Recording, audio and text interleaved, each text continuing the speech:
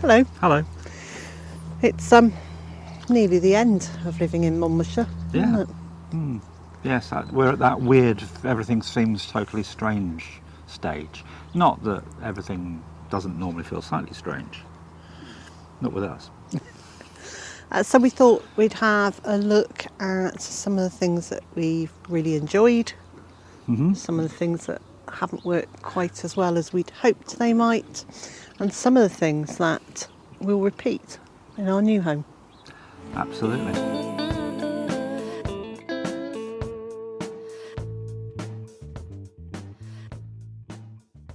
We're in the food forest now, which wasn't planned at all. Actually, most of what we did wasn't that planned at all, but this was certainly not something that we even contemplated when Liz first started setting up by the farm here. But it's something that's worked really well. It's worked really well.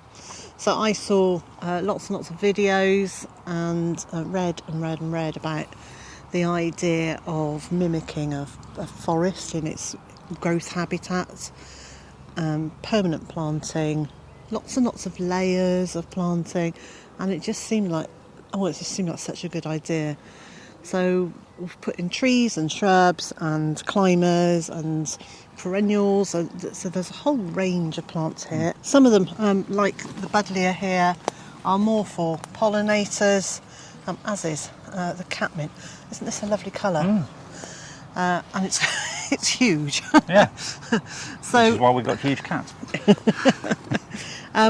So some of those things have worked even better than I thought they might have done, and we're going to certainly do this again, aren't we? Absolutely. I was going to say that some of what this whole food forest thing did also tie in with the way you instinctively garden. Yes. Which is not necessarily, here is a textbook and you follow every line individually and do exactly what it says, and then you get the right mathematical equation at the end. Yeah. It's much more about what feels right, and some of that is from actually kind of having got to know plants and understand them, and getting to know and understand the soil and the weather conditions and the way the wind moves and all of that stuff. So some of it is about understanding our environment and understanding the plants, which enables me just to kind of feel that things will work well together. And some of it has been having to learn from textbooks about new plants, but I certainly haven't followed a strict rule here, and it's a jumbly mess, and it just works so well. But it's very, very natural. That's the thing. It's a natural jumbly mess. And looking at the wildlife that we have here now, looking at the birds and the bugs and the pollinators, which weren't here when we arrived. Yeah. That just to me says it works. So we're going to do this again. We're going to do it on a bit of a bigger scale, On a slightly larger scale.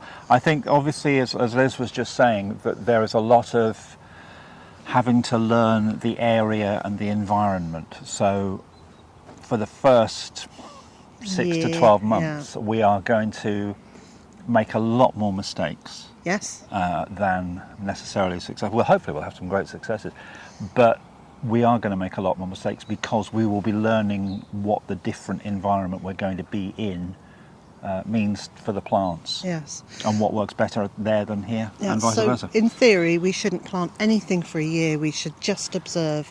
Well, we don't. In some ways, we don't have that luxury, because if we're going to produce our own food, we need to keep that going. So although I produced a lot last year to help see us through this year, when I knew there might be less from the garden, we will need, we've been joined by Monty, we will need to get plants in quicker than we would necessarily want to, and that inevitably means we'll end up moving them at some point if we discover that they're not doing well in those circumstances. And we already know that for some of the planting we're going to do, there is going to be temporary homes, or there are going to be temporary homes that we've already identified.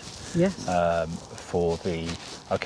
These are ready, these need to go in the ground, so we'll pop them in here and here and here, and then we'll prepare where they're really going to live. So it's a bit like if you've ever been on a self-build, which fortunately I haven't, but you see them on telly, and people buy the house and then gut it, live in a caravan for a while. Well, that's basically what these plants are going to do. Yeah. Not us, I might add. No, not us. But the plants are. There we go. Yeah, he's had enough. One of my less successful things was this border here, which I tried to create when we first moved here. And Jane came over for the day, and she lifted the turf for me, and we lifted up the turf of the field and turned it over, and to create a perennial border along here, because I wanted something that we planted lots of shrubs on that side of the fence, and then I wanted something here that kind of reflected the colours and the textures. So I wanted this to be an ornamental area. The thing that actually happened was when I turned the soil over, we then exposed all the weed seeds, and they just took off, and it became like, I mean, I've just described it as this kind of weedy monster that spewed itself all over this area, and I've never been able to get to grips with them. I mean, I've moved all the perennial plants out, but I've just never been able to get on top of the volume of weeds here. And we've done a lot of work, weed whacking and using suppressants, and whilst remaining non-chemical, but that still hasn't. It's beautiful, and as we know, it's teeming with wildlife, and so from that point of view, it's a complete success. But from the point of view of I wanted something that was visually beautiful, Yes. cottage garden. It doesn't have the aesthetics you were after. It doesn't, but there is. Have a look. This bumblebee is really, really enjoying the flowers of the. What is it? It's a wild blackberry. Yeah. And being joined by his friends. And being joined by friends. So, from the point of view of supporting nature, it's an utter success. Yes. But from aesthetics of what I wanted to do, it's a fail. So it's a lesson learned. Next garden, all no dig. The only time I'm going to be digging anything is when I need to literally dig a hole to plant a tree or plant a plant. So you're saying to send back that rotavator? Yes. We did actually have a rotavator that we inherited, didn't we? Yes. We didn't ever use it. It's now been rehomed.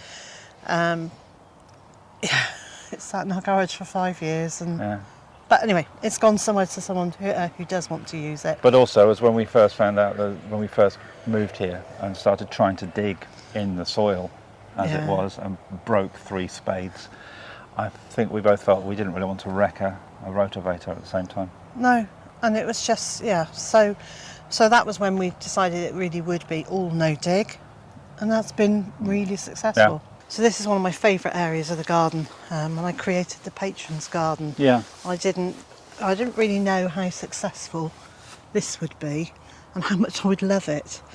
It's been a really good, mostly florals, but growing a lot of veg in amongst them, and then.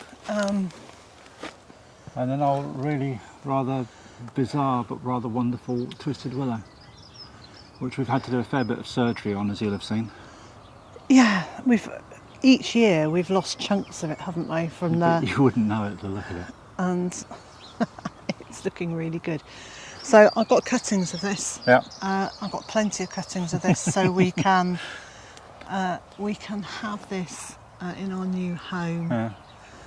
So this tree was here, but not here. This tree was on the premises when we moved in nearly 6 years ago, 5.5, 6 years ago. And but it was very near the house, and I didn't want something that would be potentially really big and blocking our view to be that close to the house. So I planted it on the west hedge. The winds just kept blowing it over. It really didn't thrive. So then a few months later we moved it to here, and it absolutely loves it here. It's actually it's a slight dip. So the field slopes very, very gently, but there is just a slight dip here, and I planted it in that because the water ran to it naturally. And yes, that's really taken off. Each year we've had to do surgery, tidy up, huge chunks of it have dropped off in the wind. However, I think it absolutely earns its place in the garden. It provides lots of shelter in terms of shade, Yeah. as a windbreak when it's not being broken by the wind, but also the wildlife love this, don't they? And the wood as well, because it's a quick growing tree And quick drying. and quick drying. It's something that you can, you can take parts of it off as you're trimming it for its annual tidy up, and within 6 months they're usable. Yes. Whereas ordinarily wood is 2 to 3 years before it's Yeah, dry a enough couple of years really. dry enough to burn. So that's been good. I've been really pleased with that. And then I put an elderberry in there. I think that was a mistake to put it there. It's too close to the willow. It's too close to other things. It's too close to this birch, but I want lots of elderberry. Yeah, it's a great crop, elderberry. I mean, the elderflower cordial, elderflower wine is wonderful. Elderberry wine is absolutely divine. Elderberry wine tastes like a good Merlot. a Merlot, yeah. Once you've left it to age for a year or so, it's got a very good deep red wine flavour to it. It's good. So yeah, more elderberry. And this silver birch is looking phenomenal, isn't it? So we got really this as a gift from my daughter when we first moved here, and it arrived as a 1-year-old whip or a rooted cutting, and it really wasn't very big, including the roots. It was maybe 20 inches tall, but probably only 12 inches above the ground, and it's just flourished. I grew it on in a pot for about 6 months to let it establish itself into a nice root ball. Then I put it here. I watered copiously, and it has just flourished. It provides shade, it provides structure, it's home to an awful lot of wildlife, and I love the sound that it makes as the wind moves through it. Yeah. The leaves just rustle really lightly. It's a very pretty plant. Yes, it's a great tree. And then, once the leaves are gone in the winter, we've got that lovely pale bark on the trunk, stems. I hesitate to call it a trunk when it's still this small, but the pale is really nice as a contrast across the garden. So is there anything in this part that you wouldn't want to do again? I don't think there is. Possibly not have Doris actually being engulfed by the elderberry. So if you don't know who Doris is, I made a video about Doris that I will leave a link in the video description. But Doris is coming with us, Yeah. Which I think is essential. I think the biggest lesson I've learnt in this space is while you can get an awful lot into a small space, I would make the pathways wider. Yeah. Because where the stinging nettles grow and encroach onto the pathway, it makes walking through there quite difficult. We have had the occasional issue with wheelbarrows. Yes, so wider pathways. So the director's wandered away now, which means I'm free to say what I want. As you know, I'm going to miss this place. I'm going to miss this place a lot. And I think what Liz has created here is absolutely astounding, considering what it was when we arrived. What's been done here, and I know I've played my part, but I give her the credit. It's just brilliant. And there are so many things that we can and will do in our new place. And some will be on a larger scale, and some will be done better. The things that will be done better, it's not necessarily very easy to say at this point what they're going to be, because until we're there, as we were saying, we don't know the environment as well yet, but we will do. But there'll be some great floral areas. I know we'll have some wonderful veg. I mean, I haven't eaten so well in my life as I have since we've been here, and I'm looking forward to that continuing. And the joy of totally fresh, food feet rather than food miles or food yards, is just great. The fresh veg and the fresh fruit that was in the ground 20 minutes, 20 minutes, half an hour, even in some cases 20 seconds before you eat it. That's just wonderful. Keeping the livestock that we keep here, the ducks make us very, very happy. We've enjoyed our time with chickens, and me slightly less so with turkeys. Liz was very fond of the turkeys. I wasn't quite so taken with them. But we'll repeat those in different combinations in the future. And we'll look at other things as well. I know Liz has said to you a lot about geese. I still would rather not go down the goose route at the moment. I didn't just say that, did I?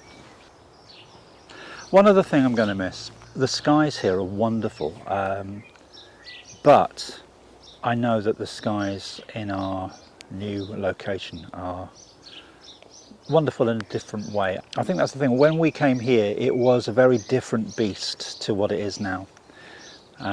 So I know that we can, between us and with some help from friends, and we've got some good friends that help us a great deal when they're able to, we can create something equally, if not more wonderful. And that's something I'm looking forward to. It's something that when we see what we've developed in a year, 2 years, 5 years time, and we'll be able to do the comparisons with what we created here at the first, at our first Byther farm, then it'll be interesting to see the comparisons, I think, and see what we've done better. And I'm sure you'll give us your thoughts as well on, well, you did this before, why didn't you do that, or couldn't you have tried so and so, or this didn't work before, but maybe it'll work now.